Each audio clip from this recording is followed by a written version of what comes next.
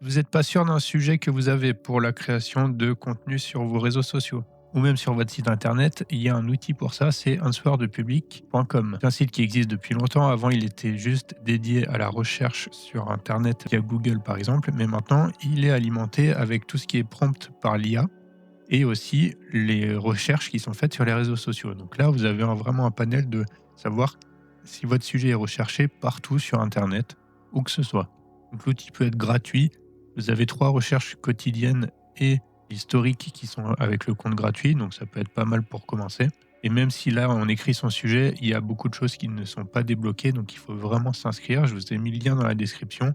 Donc vous pouvez ouvrir le lien avec moi et là faire ouvrir votre compte, donc c'est simple. Il y a ici l'appel à l'action, vous cliquez bien sur les 3 recherches gratuites par exemple et vous allez soit mettre votre email, soit votre compte Google. Moi, je vais le faire avec le compte Google pour aller plus vite. Et vous avez accès directement, une fois le compte créé, à l'outil. Donc, ce qui se passe, c'est que ici, vous allez mettre votre recherche. Vous allez bien changer la langue pour être en français si vous êtes bien sûr sur le marché français et le pays pour la France. Si jamais vous faites une autre langue, vous mettez une autre langue et un autre pays. Vous pouvez très bien mettre en français et dans un autre pays, par exemple le Canada ou la Suisse, la Belgique, etc. Donc là, on va prendre un exemple, celui que je prends souvent, qui est de la vente de fleurs. On va voir si jamais j'avais envie de créer un contenu pour dire aux gens quel type de rose il existe ou quel type de rose il faut acheter. Donc là, je vais mettre le sujet, quel type de rose, sans compléter forcément. Parce que lui, un soir de public va répondre de lui-même quels sont les termes de recherche qui sont liés à ça. Donc là, je mets quel type de rose et je fais rechercher tout. La recherche a été faite. Qu'on voit bien, il ne me reste plus que 2 sur 3 recherches gratuites aujourd'hui. Et avec ça, je vais avoir des idées. Il y a un top idée ici. En fait, il prend ma recherche de base et selon ce qu'il a trouvé sur les IA, sur les réseaux sociaux ou sur les moteurs de recherche, il va me proposer des idées de sujets à faire. Donc si on descend au niveau des idées, vous avez là les prompts IA.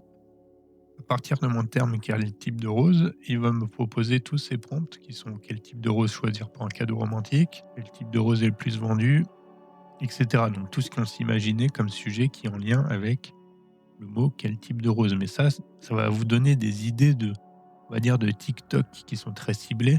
Par exemple, dans le cas d'une boutique de plantes, une vidéo TikTok pourra être créée pour répondre à la question quel type de rose est recommandé pour une décoration d'événements professionnels.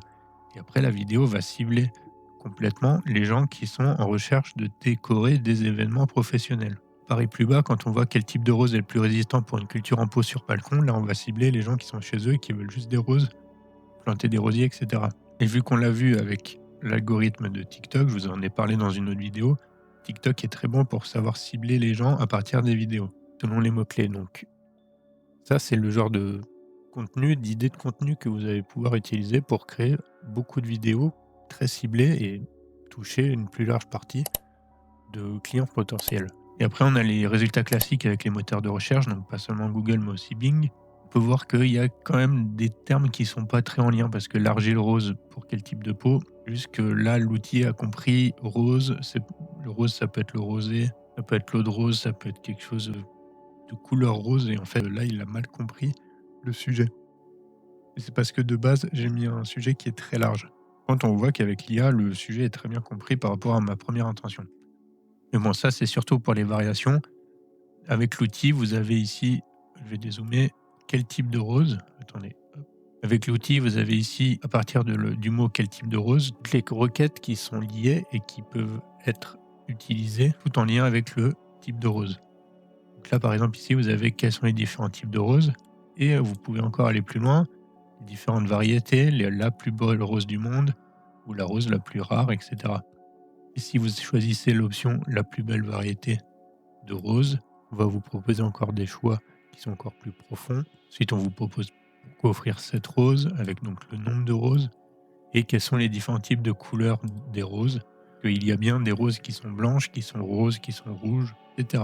Sur les réseaux sociaux, par contre, là, ils ne trouvent rien. Je trouve ça assez bizarre. On va peut-être changer la requête pour voir du coup s'il y a d'autres possibilités.